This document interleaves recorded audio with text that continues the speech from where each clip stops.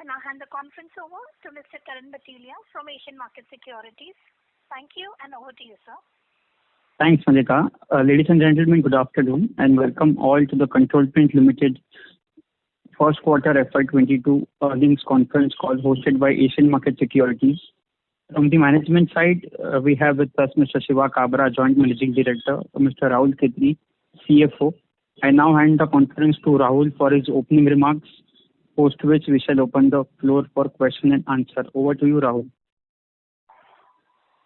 Thank you very much, Karan.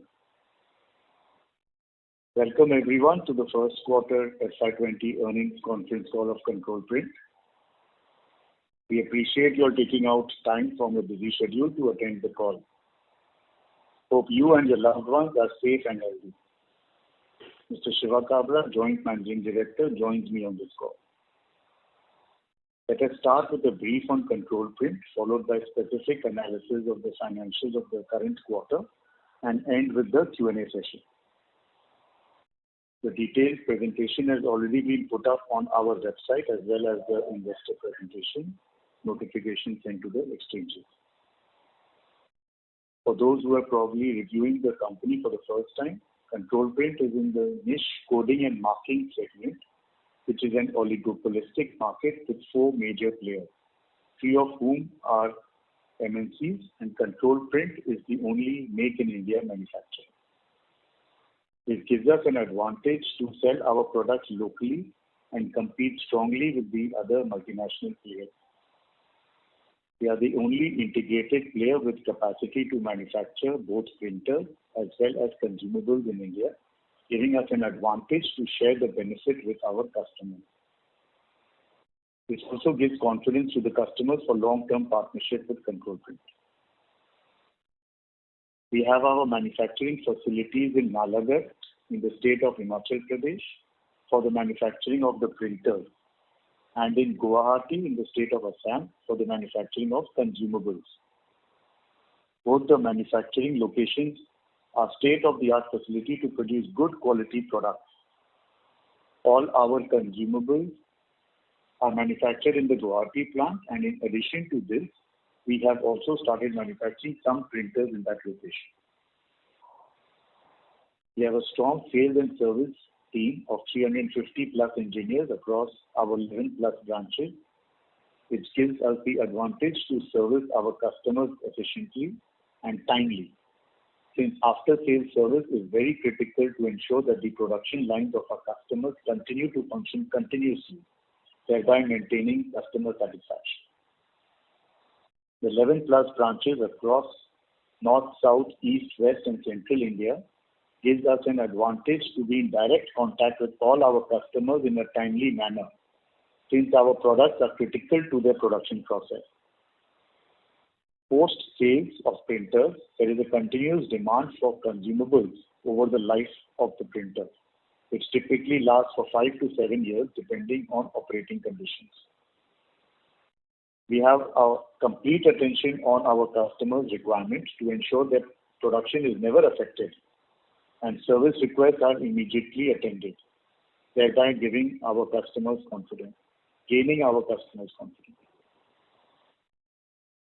We have an end-to-end SAP ERP system set up which ensures maximum transparency in accounting, sales and after-sales service, as well as total control from raw material planning to ordering of the receivable collection, and is integrated with our CRM system, which gives the confidence to the team, the customers, as well as our auditors and investors.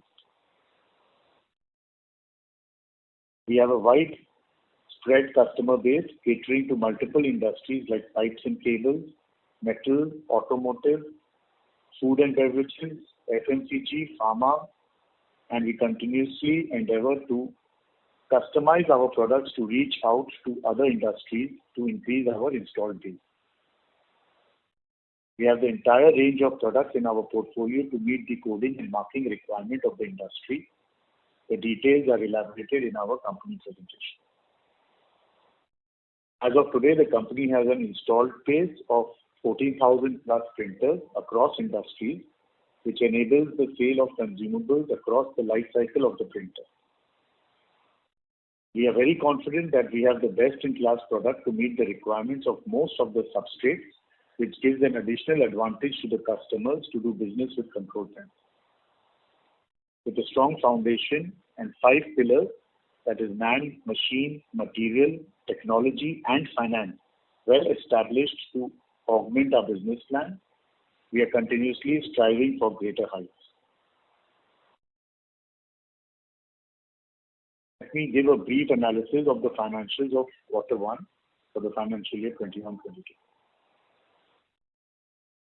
The manufacturing activities in the last quarter of FY21, that is the previous quarter, were very strong, and most of the industries were pushing the productions to make up the time lost due to the impact of the pandemic.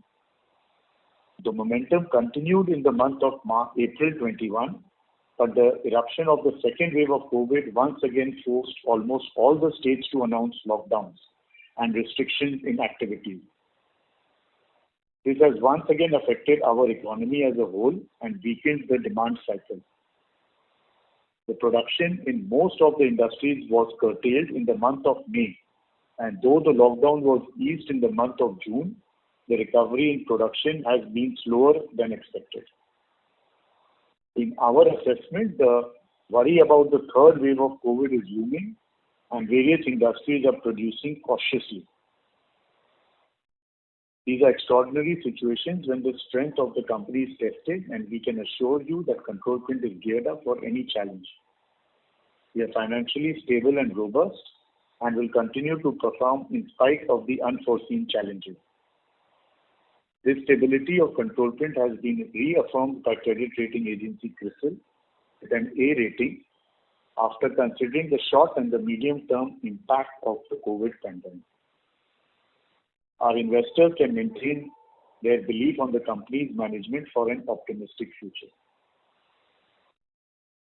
This quarter, we achieved revenue above rupees 50 crores for the fourth consecutive quarter, which makes it sustainable in the long run. We are confident the revenue and profitability levels will increase as the economy stabilizes post the pandemic. We delivered a revenue of 54.4 crores in this quarter in spite of the slowdown due to the second wave of COVID.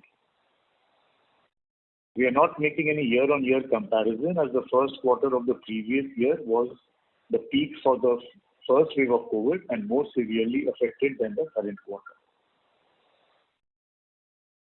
Profit before exceptional items is rupees 8.69 crores, which was lower than the previous sequential quarter, mostly due to lower sales of consumables as the industrial production was restricted. With the recovery in the industrial production, the consumables revenue will also increase, which will boost the profitability. The company maintains healthy margins with profit after tax at 21.5% and EBITDA at 22.35%, with scope of improvement due to better product mix and higher revenues triggering economies of scale. We should continue to maintain EBITDA margins north of 24% on a long-term sustainable basis. Let me brief you on the performance of various divisions, products, and business segments.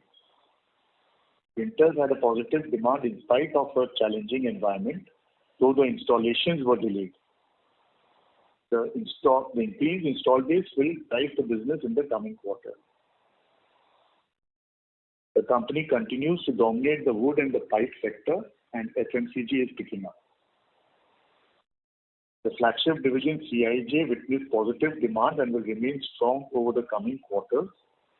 The demand was mainly due to some of the industries where we have a stronghold like pipes, cables, steel, food, FMCG, beverages, and it was also encouraging to see growth in some of the upcoming sectors like dairy, pharma, paints, etc. New product launches of TIJ, TTO, high-rise are very bullish with some good installations, and we are confident they will continue to add value to the company's business plan.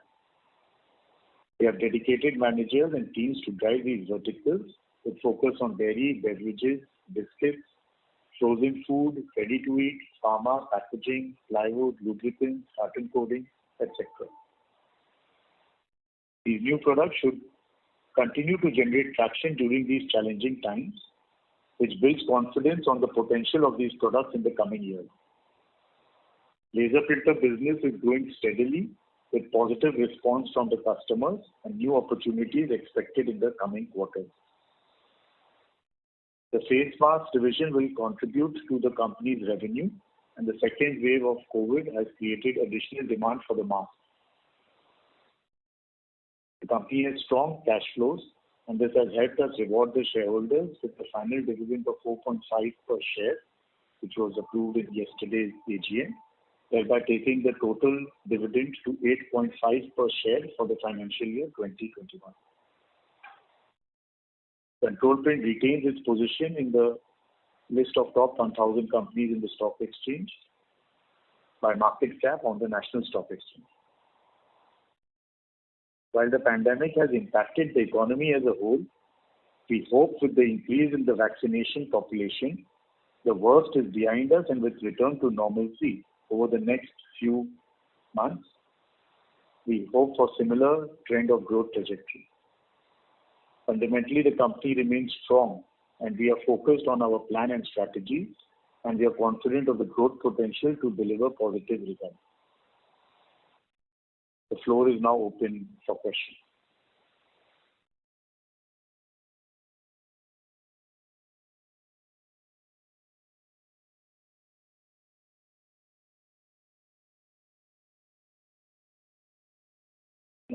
Karan, you want to?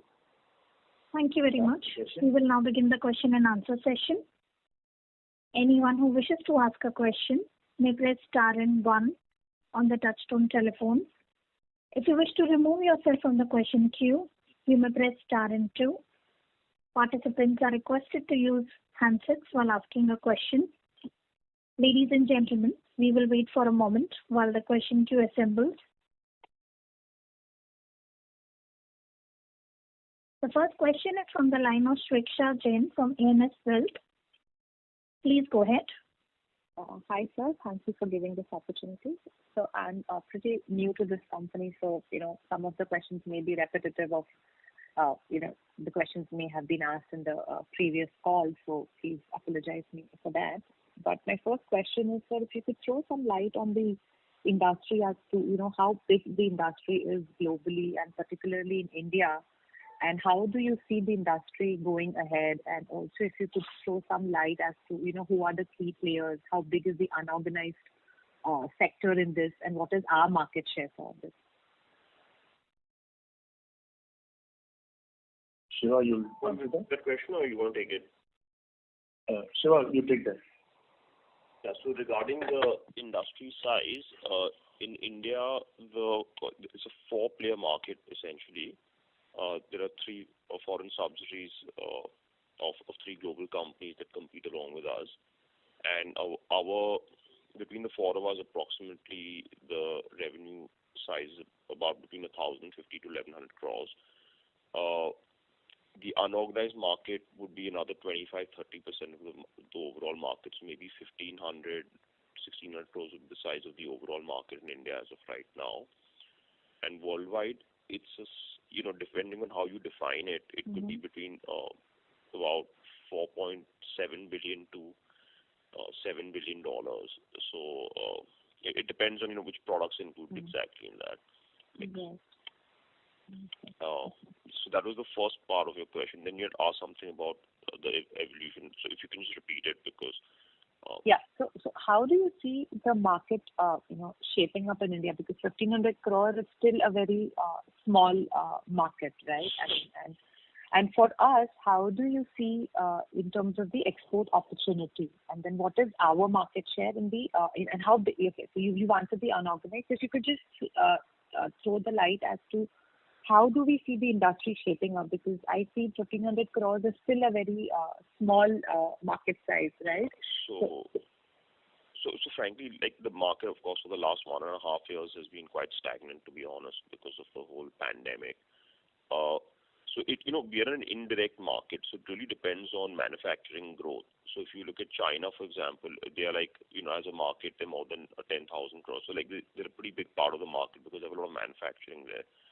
whereas India, so till the GDP per capita reaches about $5,000, normally the organized segment of the market increases faster than the unorganized segments, organized packaging. So there's a sort of trend that, people used to buy sugar in, gunny bags. Now they buy it in packets.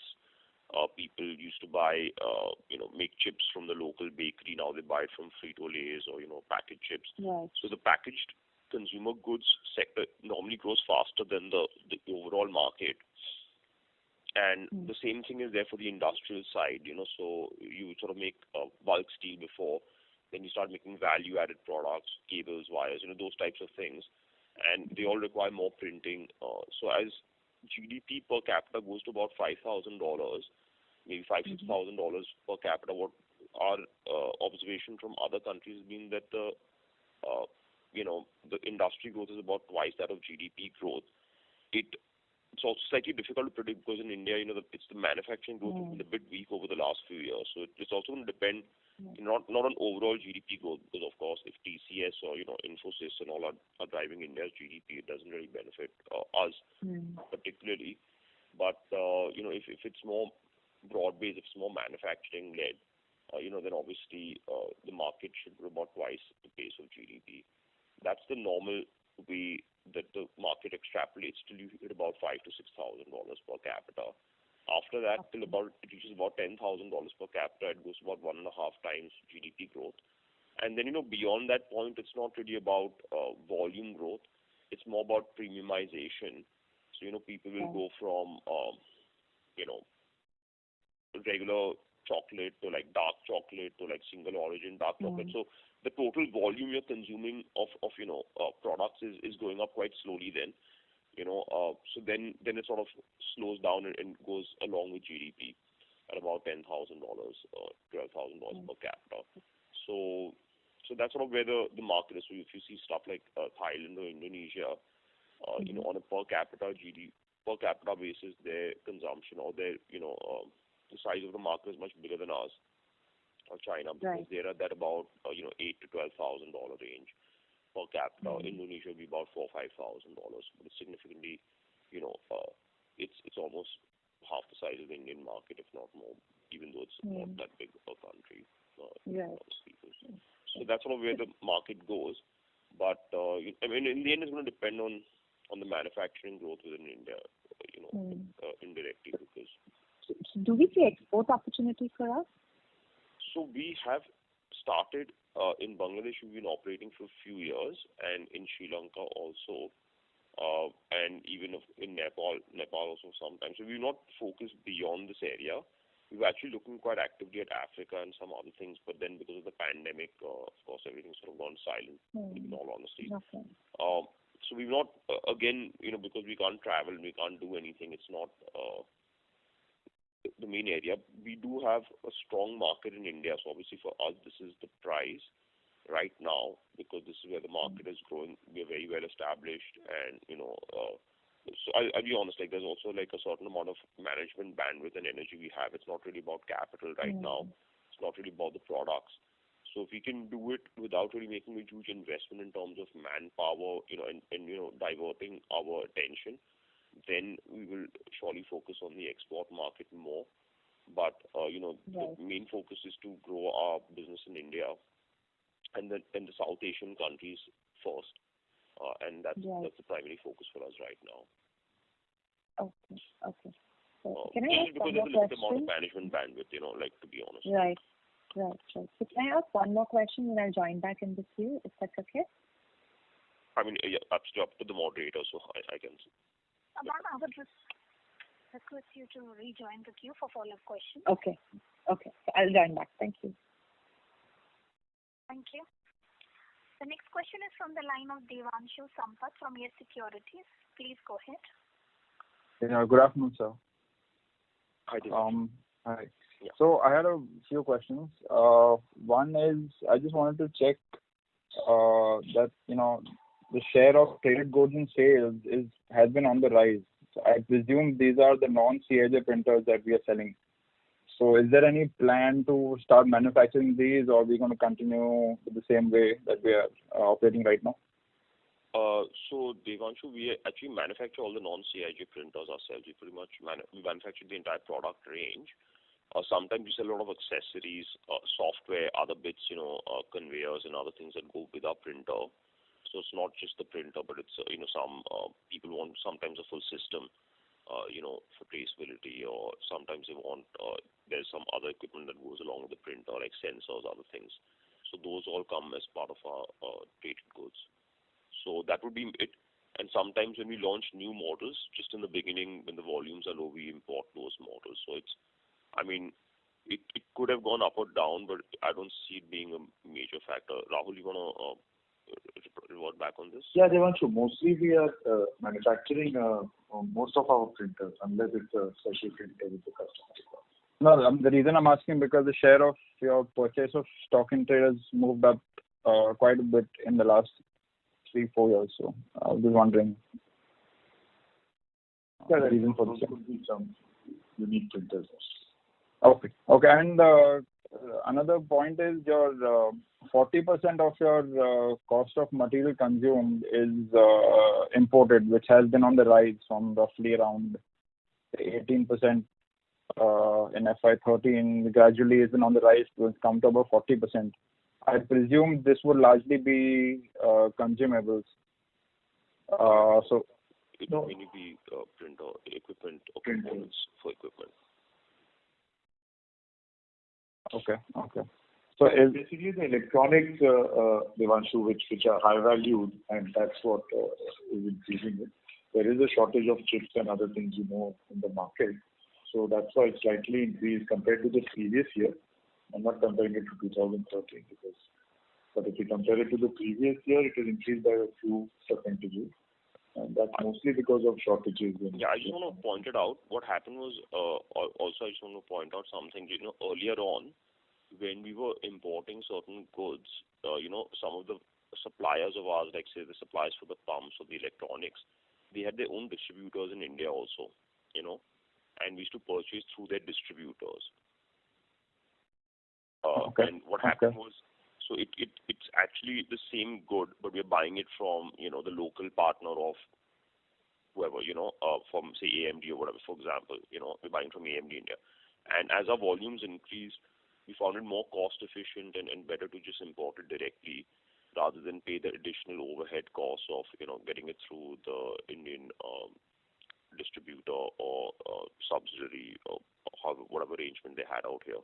And so we have shifted a lot of the purchase of goods, unless they're quite low value items, we now prefer to import them directly. So it's not fundamentally changed if you from a level that it was still imported then, but it was just being routed as a direct purchase in India. But now we're purchasing it directly from the supplier. So that's where so that could just change up the numbers, but fundamentally it hasn't actually changed. Okay. And just coming to your depreciation for the quarter, from what I remember you saying earlier that we have the investment that we did for the mask business. We thought that the life will be longer, so depreciation should be lower. But again, it's moved up. So can you throw some light on this, please? So I did mention that the depreciation will be in the range of will be similar to the whole year. So actually don't compare it to Q4, because in Q4 it had a impact of the previous quarter's depreciation getting negated. But if you compare it to the full year's depreciation of 12 crores, then this quarter about 3.3 should be fine. So I think on a yearly basis, the 12 to 13 crores is what you should assume the depreciation to remain. Don't compare it to previous quarters. So this 3.5 crores should remain run rate. Yeah, 12 to 13 crores for the year, so maybe 3.5 for the quarter is what should be. Okay. And actually lower, it was not because of some previous quarters adjustment. And this last question from my side, can you tell me what the planned capex is for this year, and also what was the 7.3 crores CWIP as of 31st March? If you can throw some light on that too. Yeah, so for the current year and the next year, we don't foresee any major capex beyond whatever's maintenance, maybe 3 to 5 crores a year this year and the next year. So I think we've mentioned it before, but I think we are pretty good to go till we are about 300 to 350 crores. So we don't need anything. And fundamentally, we did a debottlenecking in our Nalagarh factory. It was actually stuck up because of COVID.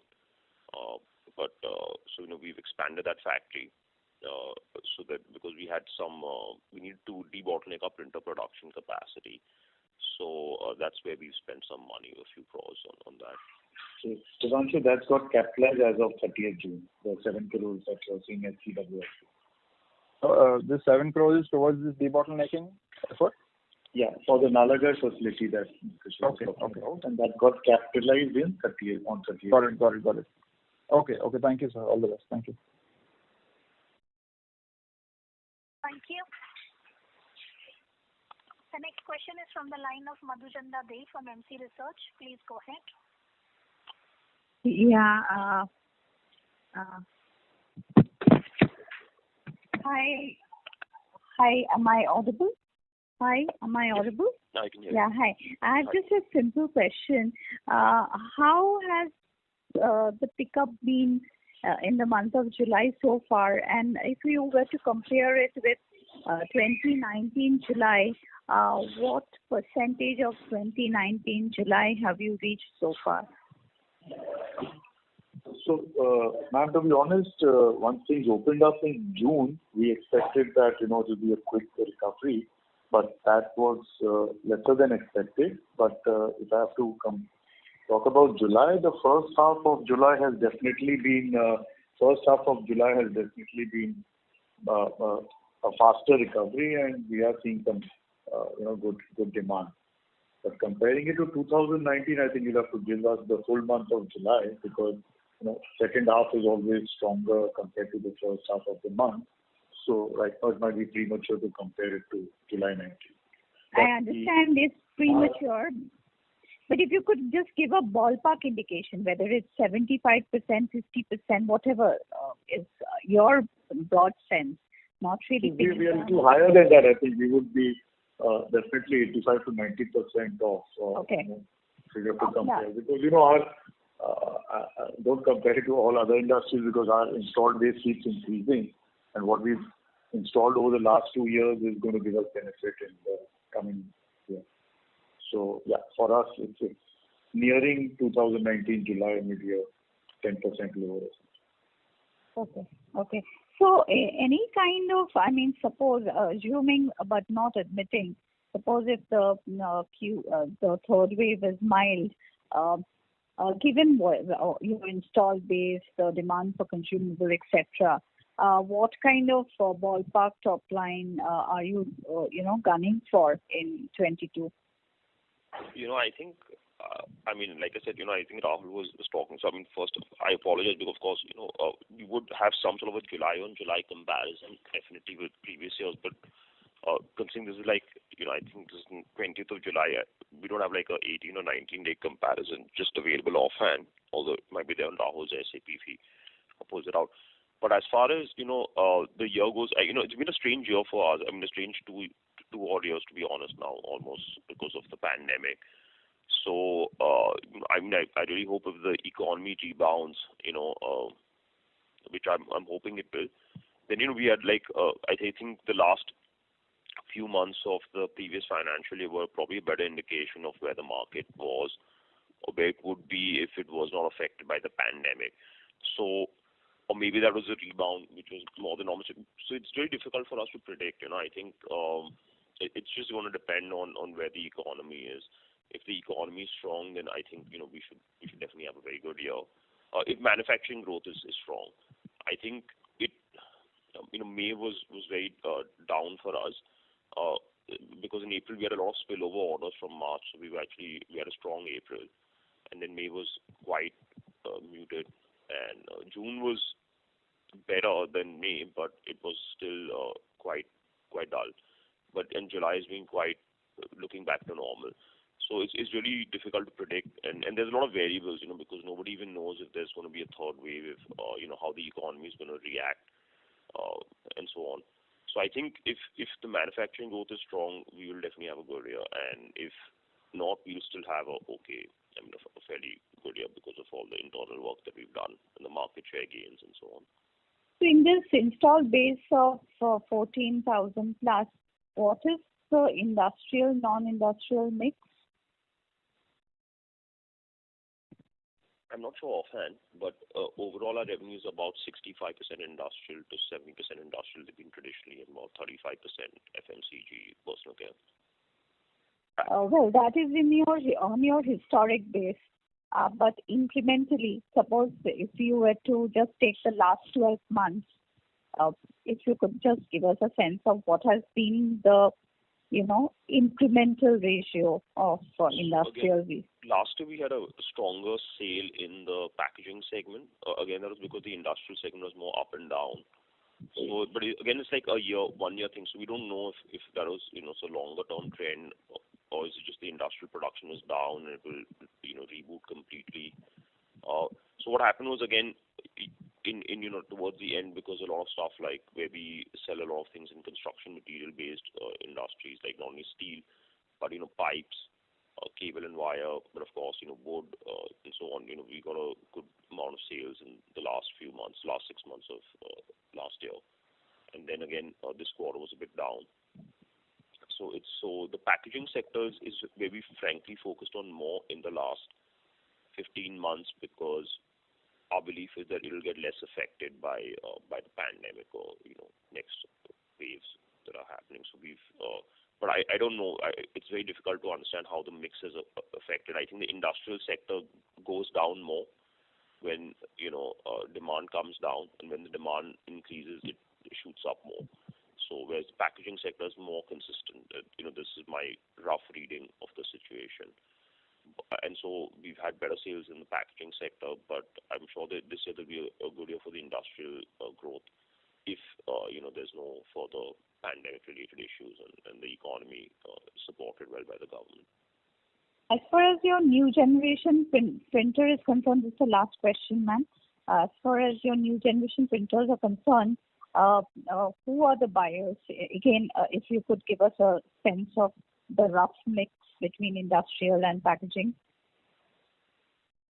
The thermal inkjet is mainly in the packaging sector.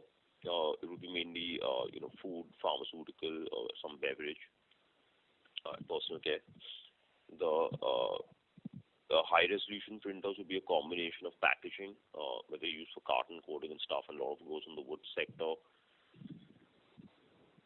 Yeah, I think the thermal transfers is entirely in snack foods.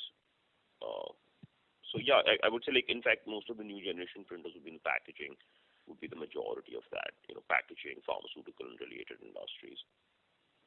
So typically the cyclicality of your revenue would tend to go down as the share of the new generation printers go up. Is that a correct understanding?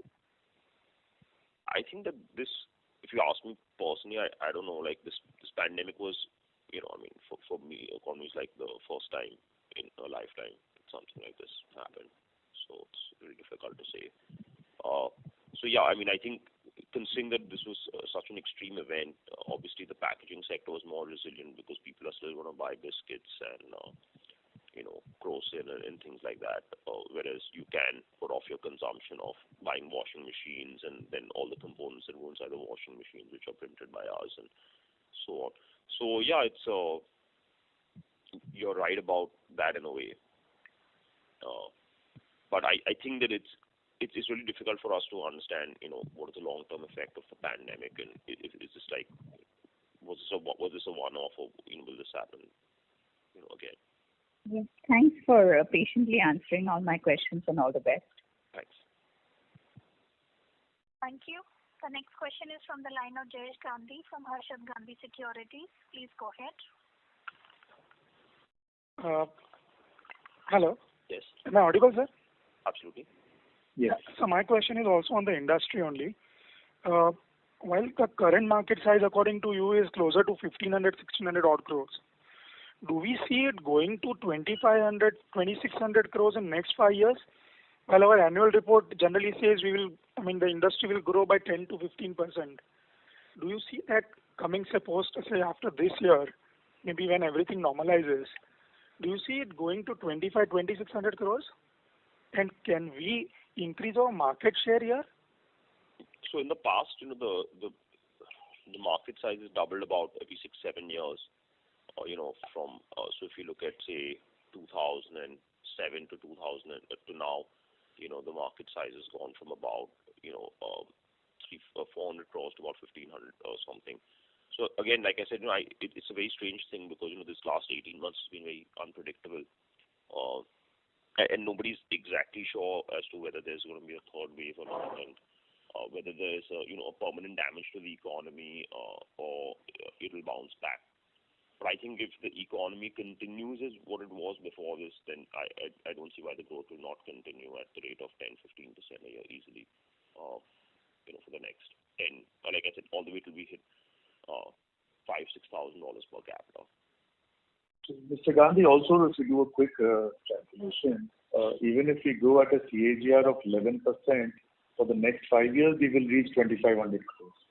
So I think that's quite achievable. So, like Mr. Shiva said, 10 to 15% CAGR is achievable once the economy normalizes. And so one more thing, in the first caller's question, you were talking something about per capita income, and you were relating our growth with the per capita income. Can you repeat that? Yeah. So basically, as the economy, the per capita GDP goes to about $5,000 to $6,000 per capita, the coding and marking industry typically grows at about twice that of GDP or twice that of manufacturing growth, if you will. So only beyond 5,000 per capita it grows at say up to 5,000 to 6,000 it grows at about double that of the GDP. And how about beyond that? Say once we are $5,000 per capita, how do we grow beyond that? Yeah, so once it hits 5,000 to 6,000, goes at about 1.5 times GDP to about $10,000 to $11,000, and then post $11,000, what the experience in other countries has been that it grows at about the same rate as GDP or other manufacturing growth. So when I mean GDP, I'm talking about manufacturing growth in all these situations. I get that, sir. Thank you very much, and best of luck for future. Thank you. Thank you. The next question is from the line of Kunal from Valem India Discovery Fund. Please go ahead. Thank you very much for the opportunity. I wanted to understand the potential of these new printers which we have launched. Just wanted to understand in terms of TTO, TTJ, and high-rise printers. So wanted to understand how big could be the market for these printers in terms of units over the next 3 to 4 years, and in terms of our competitors. How big are they in these products? So yeah, that's my first question. Yeah, so I think that as far as the global market goes, it's more sophisticated than India. So in India, the CIJ would be about 65-70% of the revenue of the overall market, sort of 1,500 crores, say 1,000 to 1,100 crores, 1,000 crores plus would be the CIJ market, and maybe 500 crores would be all the other products. Whereas abroad, the CIJ is about 40% of the market of about $7 billion, and the rest is other products. So we're just expecting that the same trends will follow in India as what they do abroad, because in the end, the bigger companies are very tuned to what the international packaging outlook is, and then they adopt the same guidelines as what their parent companies or the leading companies abroad do in their field, and it sort of percolates with a few years gap. So the same thing we're expecting here, that as the market goes from 1,500 crores to 2,500 crores, the CIJ will continue to grow maybe from 1,000 crores to say 1,400 crores or something. But as a percentage, it's a non-CIJ market that will grow faster. And maybe instead of the market being 65, 2/3 CIJ and 1/3 other products, something like 65% CIJ, it'll be maybe more, like 55-56% CIJ and 45-46% other products.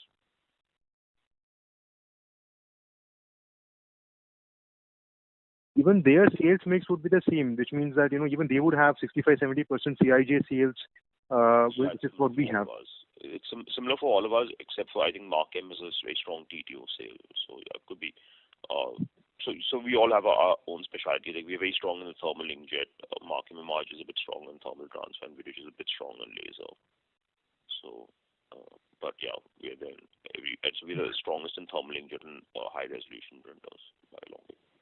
Got it. And in terms of the value of these printers, I mean, in terms of, when you compare it, the cost to the customer for these printers, for the device, as well as, in terms of the consumables, what is the difference between these new generation printers and the old CIJ printer in terms of the value of the device and the cost of the consumable which the consumer has to consume, and in terms of the consumable, which the consumer is going to use for the life of the printer, is it any different? I mean, do these devices require less amount of consumables, and at the same time they have a higher value for the unit? I mean, for the device, or is it the same ratio? I mean, how would you?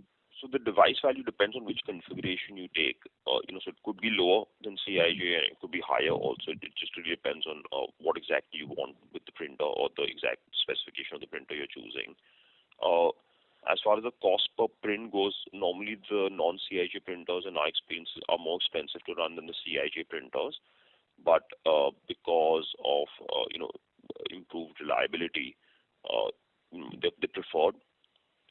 So that's the thing. There is a important mix-up difference between the CIJ printers in general versus a lot of the non-CIJ printers, and the non-CIJ printers have less service. So that's why customers prefer them, because they don't have to rely so much on our service. So they feel if there's a breakdown, they can just replace the part themselves, which is swap out the printer very easily themselves, and they don't have to rely on us. So the the consumables revenue is higher in the non-CIJ business normally on a per printer basis. It also depends on the type of application we're selling in, and the the service revenue is quite low. Got it. So would it be fair to say that over a lifetime, for the same industry and for the same, let's say for the same set of same quantum of usage, for the same application and same quantum, same time of usage, the aggregate revenue from a new generation printer of these three new generation printers and a CIJ printer, the new generation printers would have a higher revenue per unit, including the value of the device and the consumable and the service? So for the same application, yes. But what we've seen is that new printers create new applications also. So a lot of times where the CIJ printer is being used, people are continuing to use the CIJ printer. But then in certain industries like pharmaceuticals, say people for the thermal inkjet printer, and they were not even using any type of printer previously. So that's an expansion of the market. In snack foods also, for example, a lot of people were using older printers like thermal, ink roll coders, and they switched directly from thermal coders directly to thermal transfer printers. So sometimes it doesn't go. It's not necessary that it goes from there to the CIJ and then to the next technology. Sometimes people are swapping. So in milk, people, for example, in the dairy industry, they use embossing. So if you see your milk product, they use a really cheap roller coder, which the ink sort of spreads, sort of bluish or violet colored ink, and then sometimes they just emboss the pouch. And now you see some of them go directly to thermal transfer, thermal inkjet. They don't go to CIJ. So if it's a swap for swap, where a CIJ is being used and you convert to a non-CIJ, you'll get a higher aggregate revenue normally. It also depends on the volume. So if the volume is quite low, the service revenue actually becomes quite important to us for those applications. And if the volumes are higher, the consumer's revenue is more important as a driver of revenue from that printer, the aftermarket business. So where the volume is quite low, because these new generation printers don't really require much service at all. So, it could be that it's a bit cheaper to run, but in standard applications which are higher volume, we make more revenue per printer. Got it, sir. Just final question from my end. I wanted to understand in terms of the technological. Is there a possibility that over the next 4 or 5 years, the CIJ printers could go through some sort of technological obsolescence, and or do you imagine using this? I mean, do you imagine customers using these technologies, let's say for the foreseeable decade? And in terms of your actual install base of 14,000 printers, how many printers move out of their useful life And how many in any given year? I mean, what is the annual average life? How many printers are out of the useful life every given year? Yeah. So I'll just take it up one question at a time because it will be difficult. So in general, from our base, about 7 to 10 years is the useful life for our printer. So it depends on the age of the base also. So if you've sold more printers recently, there's less printers that go into obsolescence. Printers that are between 5 to 10 years old, normally if they have a major breakdown or some new requirement has come, that's when customers phase them out. So Rahul will maybe give you just a better number on that exactly. Yeah, so roughly we have about 15 to 17%, which over the period do get either upgraded or replaced or stuff like that. So whatever 14,000 installed base that we're talking is about the active printers which are there in the market. Correct. Actually sold printers are close to 20,000 printers. But active printers is 14,000, so that obsolescence is taken care. Yeah, and of 14,000, you can assume anywhere between 10 to 15%, depending on the age and the mix of the printers, will get obsolete every year. Got it, sir. And the second part of your question, I missed that out. So the first part of your question, I would say. Yeah. I think let others also ask because Okay, no problem. I'm done with the question. Come back in the queue. Sure. Thank you very much. Thank you. Thank you. Ladies and gentlemen, please limit your questions to one per participant. Should you have a follow-up question, would request you to rejoin the queue. The next question is from the line of Siddharth Mehta, an individual investor. Please go ahead. Yes, hi. I understand that we're going through the pandemic and it's a difficult time, so I appreciate your efforts to do whatever is possible. In your investor presentation, in the second last slide, one sentence caught my eye, and where it says we have some new products that are likely to give us exponential growth. And also, are there any new products coming in for the pharma industry, because that seems to be growing very rapidly? Yeah, so specifically for the pharmaceutical industry, our thermal inkjet range is very comprehensively addressed towards that industry. And we've got some, solvent inks for our thermal inkjets, which actually work quite well on that specific application. So, yeah, I mean, so we've got a good set of products. We've not actually been able to meet customers too much in the last few months. So it's been more of repeat orders from our existing customers or where we had already cases previously. But I'm hoping that that this could be a pickup for us, going forward. That's the first part. As far as all the products that we're talking about, they're also like evolutions of them. So what's happened is we've not got the full sales benefit of these products, of the new generations of products, because of certain reasons. So because of the pandemic, it sort of stalled us a little bit. So we are expecting that because we had a bunch of strong cases before and even now, that we should be able to get. And we've done the grunt work of proving the printers and establishing their performance, and we're quite confident that we should get some larger orders now on these new generation printers. Okay, all right. Do you feel that given that there is so much promise that it would be worth to maybe strengthen our marketing and sales and get some more aggressive and more capable or experienced people in that department? So actually, we've got a very strong sales team. We actually took, some of the time that we had available to us in the first lockdown and even this lockdown, the second surge. We were actually working from home and we couldn't really travel too much to the field because even customers were unwilling to meet, and neither we want to risk our own, people. Yeah. So what happened was, we did a lot of stuff like, just the grunt work of cleaning databases, contacting customers, updating a lot of information.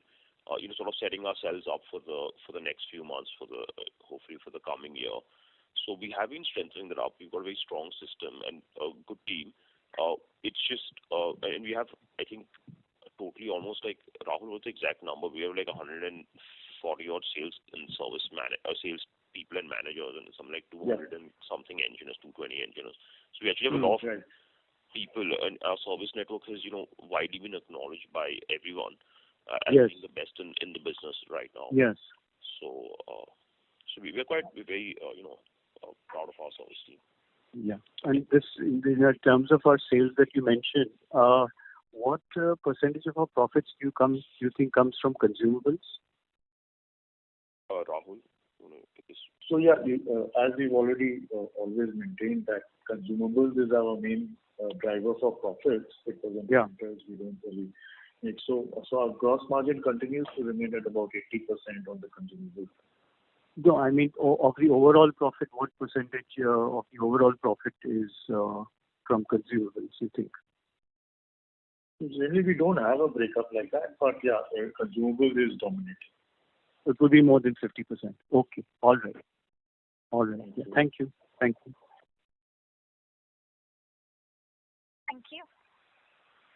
The next question is from the line of Saket Kapoor from Kapoor and Company. Please go ahead. Yeah, namaskar sir. Thank you for the opportunity. Hi Saket. I remember you were there at the AGM yesterday. Yes sir, I was there. Sir. Yes sir. Sir, firstly sir, about this mass division part of the story, how is this unfolding for us in terms of revenue and profitability, as this would be the full year, and with the second wave also, and even now with things about the third one. So how have we positioned? I think 10 to 11 crores have been invested in this segment. So if you could give some ballpark figure regarding the revenue and the bottom line we are expecting. So I think we've recovered most of the cost of this investment, and that was our original target. It was like I said, it was not overall to do it. We did invest some more money recently. That was just to ensure that we get all the so we, because of course it's control print, so we had to have all the perfect lab equipment, the best of everything, which is what we've done. But at the same time, we also have applied for some the FDA and the NIOSH certification. We already have that for the FFP2. So the certification process for all of the masks actually costs a lot of money, the auditing and so on. So obviously we want to be absolutely top of the line in whatever we do. So that's why we spend some money. But like I said, the idea was not, it's not. I mean, it's not like the main area of business focus.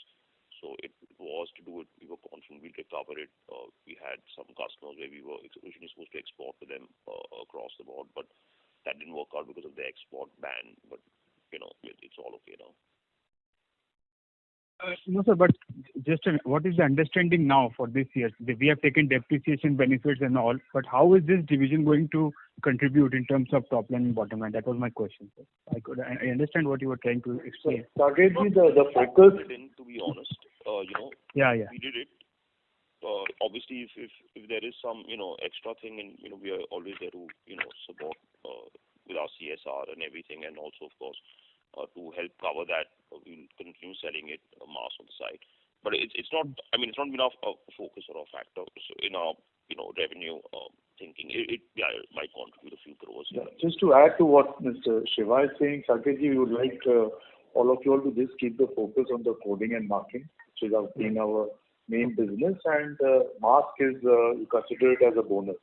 Like second wave obviously is not predictable. Third wave is also not certain. So whatever we lose in the coding and marking business with the next wave and the wave after that will be much more than any amount we'll make up through the mask. Yeah, or anything that's like right. That. So we don't want the best health for the country and our employees. Yeah. So even going forward, coding and marking will be our main business segment. Mask, we don't want much focus to be on that. Right. So we did other income also for this quarter with a sale of flat. What led to that, sir? And is it a precursor to our investment in Liberty Chemical also, with the market improving, or what kind of indication you can give with the sale of property? No, so that facility was not being utilized by us since Nalagarh and Guwahati had already come up over the last 10 years. So it was just an asset which was lying around, and we thought that it's better to monetize it rather than. So we're making some investments in offices, like we're taking an office in Calcutta. We're looking for some other office space which is on rent. We didn't feel that our Vasai facility was being utilized at all. Yeah. And we invested in Nalagarh also. Of course, the whole work got held up because of the COVID pandemic, and we had some issues with the completion. It just took much more time than expected because it stopped in between. But we have Try to consolidate strategy rather than just spread out not having any utility of that. Sir. Nothing to do with real estate or our cash flows. Correct, sir. And net realizations for this property, sir, how much it was? So most of it was already at written down value was very low. So about 3 crores, 15 is the profit that we made. So we can add a few more lakhs. So it was less than 4 crores, around 4 crores. Thank you. The next question is from the line of Raval Koti, an individual investor. Please go ahead. Hello. Hi. Congratulations on a good set of numbers. So, I have two questions. Okay. Beginning with one. So, I have been tracking, invested in a company for a very long time. So, couple of years back, you had done a QIP. So, just wanted to know, what is the plan with that amount? So, is it still lying, and do you have any plans for that, or what is it? We explained it in the previous calls also. QIP was about 3 years ago when we had some other business opportunities and we were looking for investment in some other R&D such as laboratory. But that hasn't materialized and the money has been utilized in the company. And wherever it was in excess, we've given it out as dividends to the shareholders. So as of now, we have been working debt-free for the last 3 years. And probably that money is helping us on that side. Okay. You're saying that it has already been utilized, whatever had been raised, right? For business purposes, it was raised for maybe for some other growth opportunities. But since that didn't materialize, we are continuing to utilize it in the regular business. Okay. So because as I remember, it was being raised to go abroad and set up something, right? So that is not on the table, right? As I understand. So we did do our research, but then with the pandemic and anything, we're happy that we didn't go down that route because it could have just wasted money of the company. But as of now, when we get an opportunity, we will utilize because we have available cash flows with the company. So it's not that the plan is deferred for cash flows, but we will wait for better times. Okay.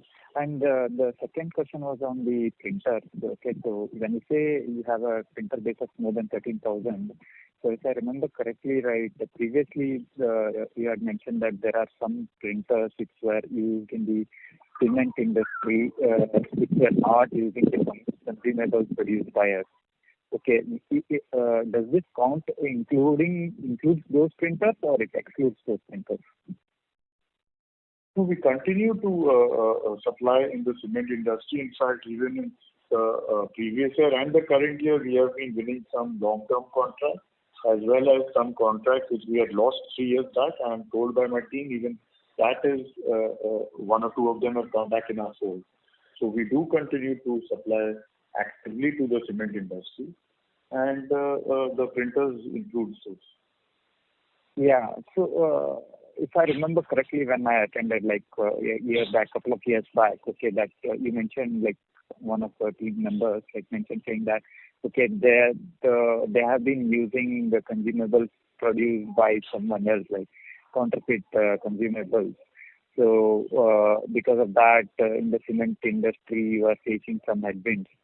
So just wanted to know that whether that is still continuing and whether those number of printers which were affected by this is being counted in this part of 13,000 or is it excluding that? That's what my question was. So no. So I mentioned that there's 13,000, 14,000 printers are active printers.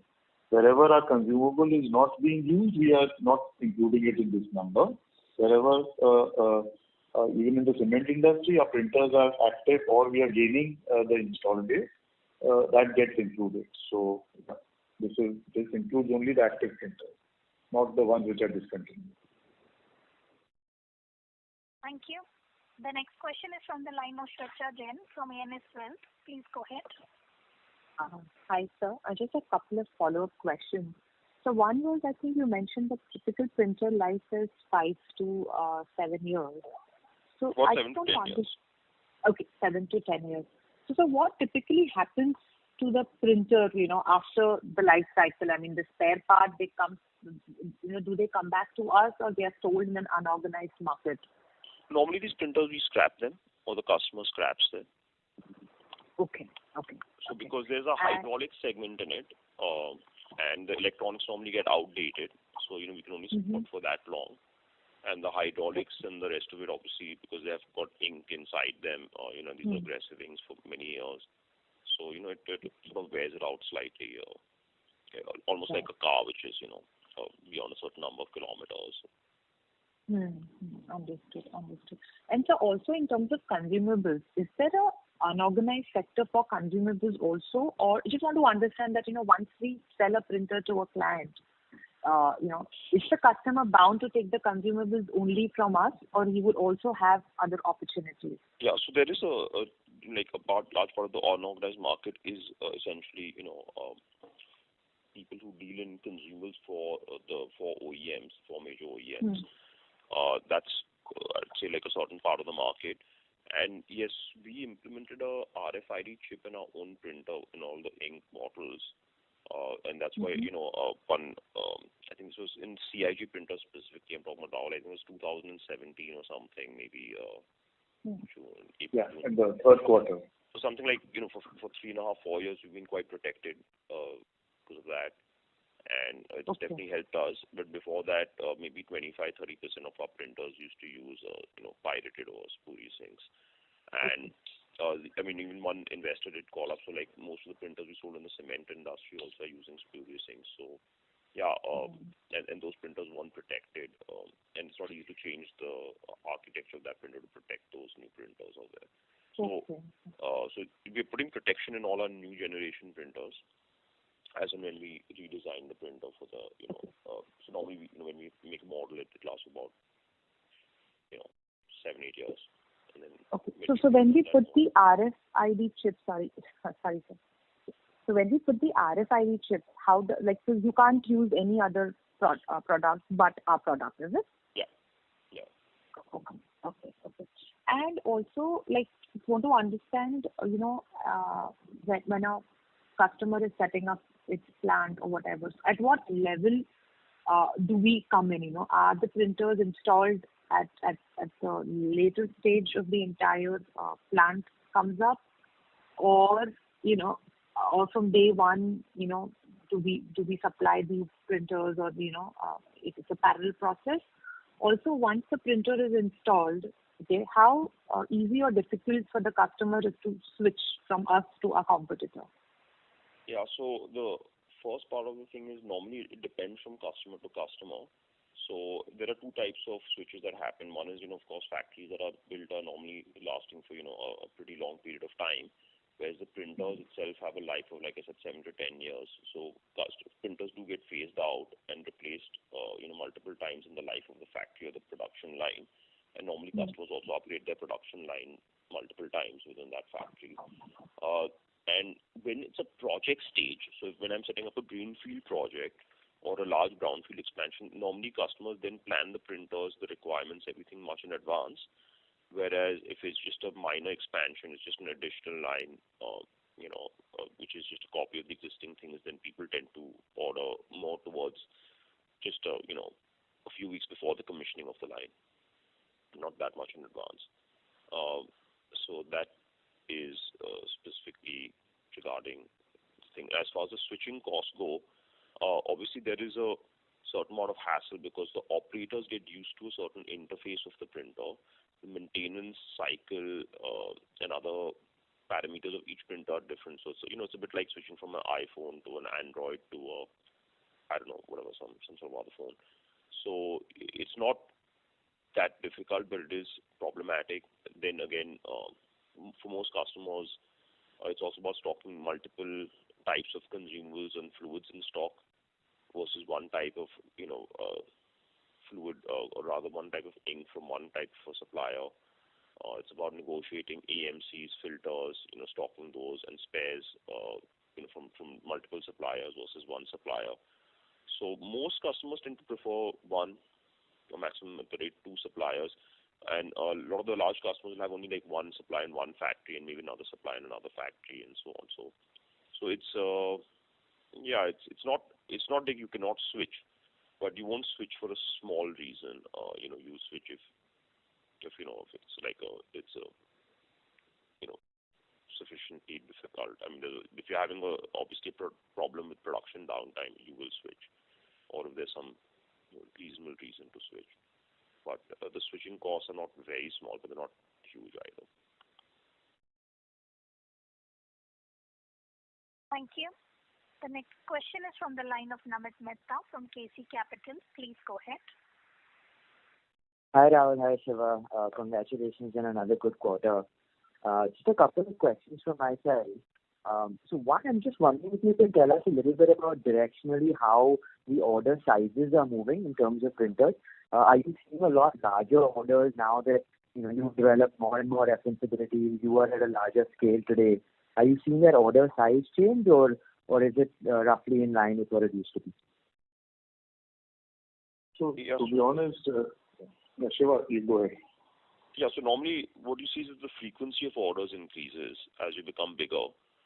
Like I said, except for large greenfield or brownfield expansions, customers don't order like printers normally in large quantities. They order like 2, 4 printers, 8 printers, 12 printers at a time, depending on how many lines they have and what their requirements are. So large orders normally happen when something like a dairy, which already has a lot of established lines, and then they decide that they want to start printing on all their lines, and then they say, okay, we need 40 printers at a go, and that of course happens, and that's mainly because the factories themselves have become bigger, not but I'll say like what you tend to see is that the frequency of orders increases faster most of the time. So even established companies, rather than going for everything in a big bang, they tend to order more frequently and cover the new application requirements that way. Understood. That's helpful. And can you also help me with the mix between printers and consumables and spares this quarter? And if you could just point to whether directly that's why the EBITDA margins are a little bit lower this quarter versus the past year. So on the printer front, we did about 16 to 18%. Consumables was 48 to 50%. It was on the lower side. Spares and service around 23, 24%, and mask was about 12% as well. Got it. Thanks, Rahul. So I guess once the consumable share increases here, you would expect EBITDA margin. Yeah, like we've always discussed. So once the consumable is anything about 55%, we definitely will have much stronger. No doubt on that. Yeah, I think that there was just less manufacturing this year, so less or rather this quarter. So maybe the ink sales were a bit down because of that. But definitely May was and to a less extent June were quite below our expectations. Perfect. Thanks. And just last question I'll squeeze in. If you can, I know this business at the end of the day is a service business. If you can just talk a little bit as to how different processes and systems you kind of put in place to ensure high quality of service over long periods of time. I know the SAP is one example of that. If you can just talk a little bit more about that. Yeah, so I think first we've got a strong training program in place. Each engineer has we've got 6 levels to assign for each service engineer fast. So when you join, you have to pass 3 levels within 6 months, and unfortunately, if you fail one level, you have to leave if you don't cross all 3 levels within 6 months. So that's the first part, so that each engineer has to be at a certain basic speed, where they can take care of 80% plus of all the breakdown calls within a 6-month period. So the first part of the most important part of our service, our customer satisfaction is our training program. After that, of course, the engineers' gains come slower. We also have a brush-up test once every year to make sure that the engineers not lost knowledge, and also regular training. So if there are new models, new printers that they're not comfortable on.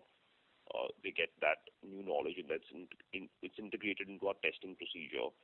So that happens every year for every engineer for that level. And then the senior engineers go on to a level 4, level 5, level 6 training. So that's the core behind our customer satisfaction and our service team. And of course, the SAP is there to control every aspect of the service, the returns, the parts movement.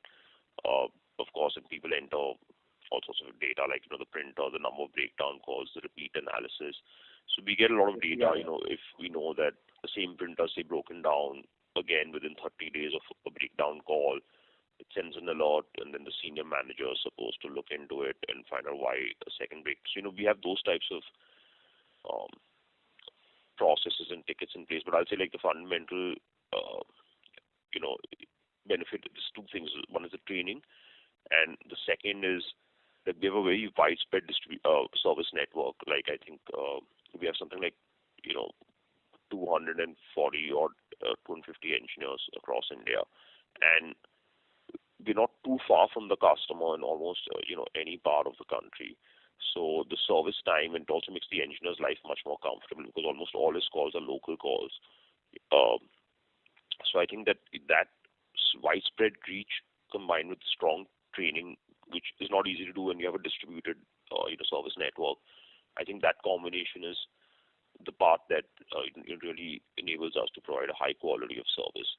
And then, of course, beyond that, we have an inside sales team and a service team which call up the customers randomly. They follow up to make sure that the customer is satisfied, take feedback from the customer, and so on.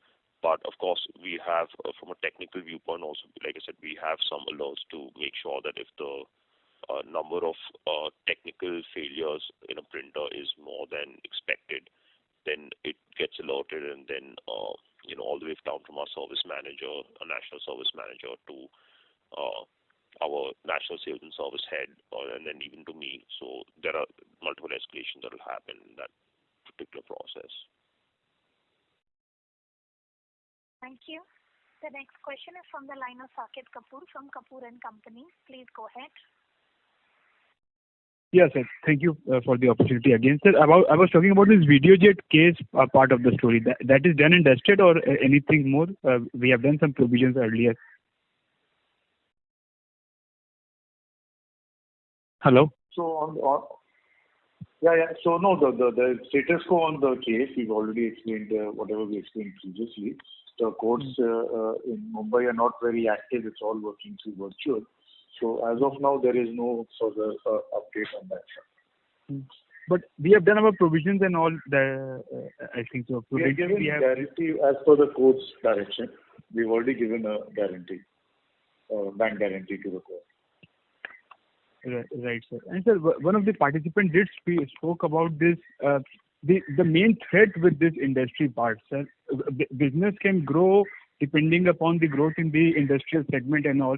But other than that, in the hindsight, what other technological advancement or things can change wherein this CIJ printers, which are the dominant printers, can be, God forbid, they become redundant with the phase of technology. So I just wanted that question to be answered, sir. Yes, I think we already explained, like, even right now, if you look at it, we have a suite of products. And like I said, abroad, the market is already more mature. So when we're talking of that $7 billion market size abroad, we will see that CIJ is only about 40% of that in overall size, whereas in India, it's about 65, 67%. So we're expecting the same gradual evolution to take place in India also, and we're seeing that. CIJ must have been 80% of the market, I think, like 5 years, 6 years ago, maybe more than that. So the same thing will happen here. It's a gradual change that will happen, and the market is evolving. So CIJ is not going to go anywhere because for many applications, it is superior to any other printer out there. But for some applications, specific printers are superior, and we'll see, as the customers become more mature, they'll go for more of a mix of products depending on the application and the line. Of course. Very correct, sir. And in the AGM yesterday, sir, you told about this payment of royalty for Internet of Things of type printers. So what is the aspect behind it, and how much is the royalty that we are paying? I think so we are unable to launch the product, but we will be launching something this year.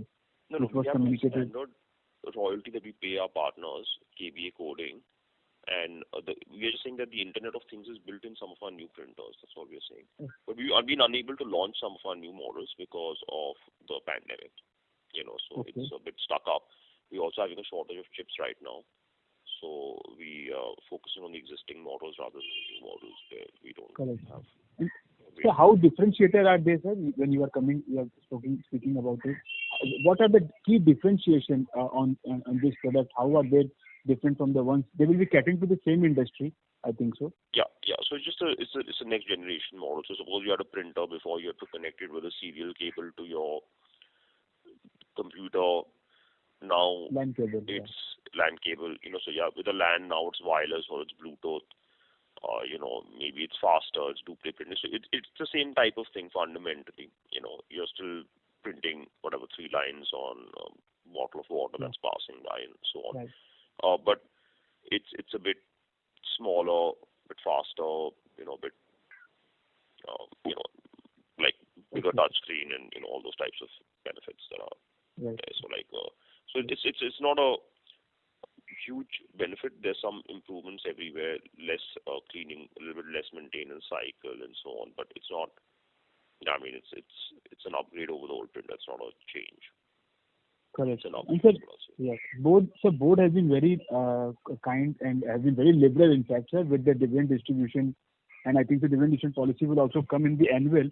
But sir, with the changes in the taxation, this is creating a more of a higher taxation at the recipient side. And you being also the largest shareholder is also facing the same. So sir, have the board looked also in terms of buyback as one of the more way of giving the cash back and also creating more value for the shareholders with increased market capitalization for the organization? Saketji, the board will decide as and when things come up. We can't answer market sensitive issues. Thank you. The next question is from the line of Shweta Jain from ANS Wealth. Please go ahead. Hi, sir. Thank you. Just a couple of follow-up questions. So one was in terms of strategy, how do we see ourselves in next 5 years, in terms of revenue, and what are the key steps that, would lead us there? If you could just throw some light on it, sir.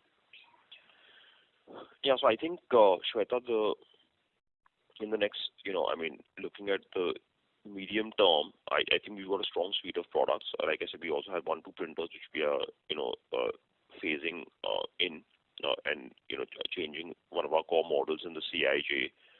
So our focus is essentially to be as efficient as possible over the next few years. In fact, the pandemic actually occurred at a very inopportune time for us because it sort of actually took our momentum away at a time when we were growing faster and capturing a bit more market share.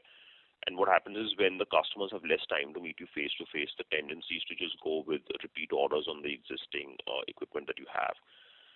So, if the market is more back to normal and there's less issues, and again, I'm expecting that considering the edge we have in certain products, especially with the high resolution printers and the thermal inkjet printer, that we can gain strong market share there. And in the CIJ, we have been doing well. But overall, I think if we can do that, then we can have a strong growth. So our focus is more on increasing our market share. Like I said, again, our industry doesn't allow for large market share swings, unless somebody's got some really major issue that happens to them. So it's about grinding out that 1-2% market share gain every year for the next 5 years. And of course, like I said, the overall market size is something we can't predict because it's going to depend on the overall industrial growth in India.